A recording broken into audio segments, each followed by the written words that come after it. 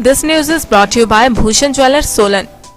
खाद्य सुरक्षा विभाग ने कसौली में निजी होटल प्रबंधकों के लिए कार्यशाला का आयोजन किया। इस अवसर पर विभाग के सहायक आयुक्त एल.डी. ठाकुर ने होटल प्रबंधकों को विभाग की विभिन्न योजनाओं की जानकारी देने के साथ साथ सफाई पर जागरूक किया।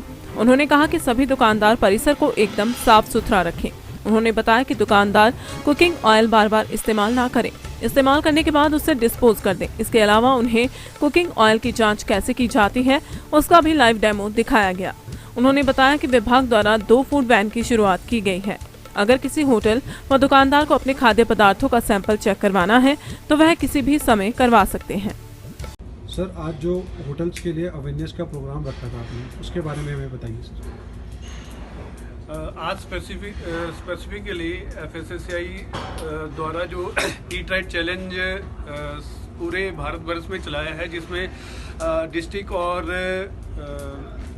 सिटीज़ में एक प्रतिस्पर्धा की भावना पैदा करने के लिए कि वो ईट राइट इनिशिएटिव को अपनाएं, उसके लिए एक अवेयरनेस कैंप स्पेसिफिकली कसौली में जो भी होटल वाले व्यवसायी हैं उनके लिए रखा था। उसमें उनको लाइसेंस और बनाने में कोई दिक्कत आ रही है, उसको हमने ऑन द स्पॉट सॉल्व किया कि उनका लाइसेंस कौन सी कैटेगरी का है और वो कौन कौन सी कैटेगरी को डील करते हैं।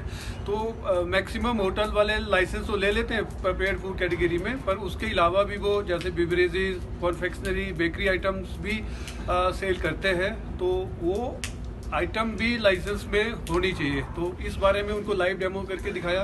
साथ ही FSSAI का दूसरा इनिशिएटिव है रीपर्पज यूज कुकिंग ऑयल, तो उसको कैसे उन्होंने डिस्पोज ऑफ करना है उस बारे में भी कौन सा एग्रीगेटर है कैसे वो ऑयल कलेक्ट करेंगे, इस बारे में भी उनको जानकारी दी। और जो FSSAI का स्टैंडर्ड है कि 25% टोटल पोलर कंपाउंड जब तेल को फ्राई करते हुए हो जाते हैं, उससे ज़्यादा तेल को कैसे टेस्ट करना है वो टेस्टोमीटर से लाइव डेमो देके उनको बताया। और सबसे इम्पोर्टेंट यहाँ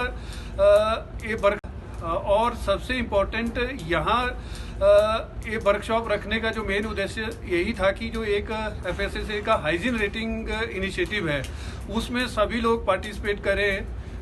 तो उसमें सभी पार्टिसिपेंट अपने अपना लैपटॉप लेके आए थे और उन्होंने अपने यूज़र आईडी पासवर्ड से हाइजीन रेटिंग के लिए यहाँ अप्लाई किया।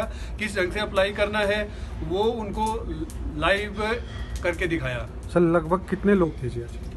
लगभग 25-30 लोग इस वर्कशॉप में आए थे और उसमें से जो लाइसेंस थे और उसमें से जो नए होटल वाले हैं जिन्होंने अभी अपना बिजनेस स्टार्ट करना है वो भी आए थे, तो उनको भी पूरी जानकारी लाइसेंस किस ढंग से मिलेगा और क्या प्रोसीजर है वो पूरी दी। सर, अगर किसी होटल में किचन के गंदगी पाई जाती है उसमें क्या कार्रवाई होगी सर?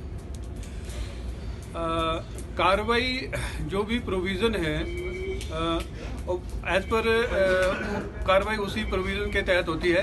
ये एक अवेयरनेस प्रोग्राम था, अभी तो सभी लोगों को अवेयर कर रहे हैं, साथ साथ सैंपल भी ले रहे हैं। जिसका सैंपल फेल पाया जाता है या वो जो पैरामीटर हैं उस जब भी कोई FBO लाइसेंस के लिए अप्लाई करता है तो वो एक डिक्लेरेशन साइन करता है जिसमें वो मानता है कि वो शेड्यूल 4 जो FSS एक्ट का है उसमें सारी कंडीशन रखी है कि सैनिटरी पॉइंट ऑफ व्यू से वो क्या क्या फॉलो करेगा।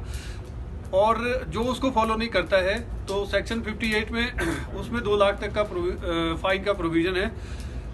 तो 8 में उसमें 2 लाख तक का फाइन का प्रोविज़न है। तो अगर वो केस एडजुकेट होता है ADM कोर्ट में तो उसको 2 लाख तक का जुर्माना हो सकता है। और जो FBO बिना लाइसेंस के चलाता है उसमें 6 महीने तक की कैद और 5 लाख तक का जुर्माने का प्रोविज़न है। तो इसलिए सबको अवेयर किया कि कोई भी ऐसा व्यवसाय ना रह जाए कि बाद में उसको कोर्ट का केस भुगतना पड़े, तो पहले ही वो अपना लाइसेंस बना ले और टाइम से रिन्यू करवा ले। Rajendra Chopra, Kasauli hotel association president. आज जो आपके होटल में ट्रेनिंग का प्रोग्राम था इसके बारे में हमें थोड़ी जानकारी दीजिए। आज हमारे को हेल्थ एंड सेफ्टी के बारे में बताया गया और उसके लाइसेंस की मॉडिफिकेशन के बारे में बताया गया और साथ में कैसे हम उसकी सेल्फ असेसमेंट कर सकते हैं हाइजीन के ऊपर, उसके बारे में हमें काफ़ी उसके बारे में बताया गया और पूरी ट्रेनिंग दी गई जिसमें सभी होटलियर्स ने पार्टिसिपेट किया है और उसको अच्छे से समझा है। लाइसेंस सभी होटल्स के बने हुए हैं? मैक्सिमम होटल के लाइसेंस बने हुए थे। कुछ एक लोग आए थे जिन्होंने अपना नया लाइसेंस बनाया, नए होटलियर्स भी थे, और साथ में कुछ एक होम स्टेज वाले भी आए थे, और जिसमें उन्होंने पूरी ट्रेनिंग ली है कि कैसे वो अपना नया लाइसेंस बनवा सकते हैं, और कुछ गवर्नमेंट ने कुछ मॉडिफिकेशंस की हैं और उसको कैसे अपग्रेड करना है उसके बारे में भी उन्होंने अच्छे से समझ लिया। सबसे बड़ी बात आज प्रोग्राम में ऑयल को लेके थी, उसके बारे में थोड़ी जानकारी। जो हम ऑयल यूज करते हैं किचन में, फ्राई करते हैं, उसको कितने टेम्परेचर पे और कितनी बार उसको यूज करना है उसके बारे में मेन उन्होंने समझाया हमें।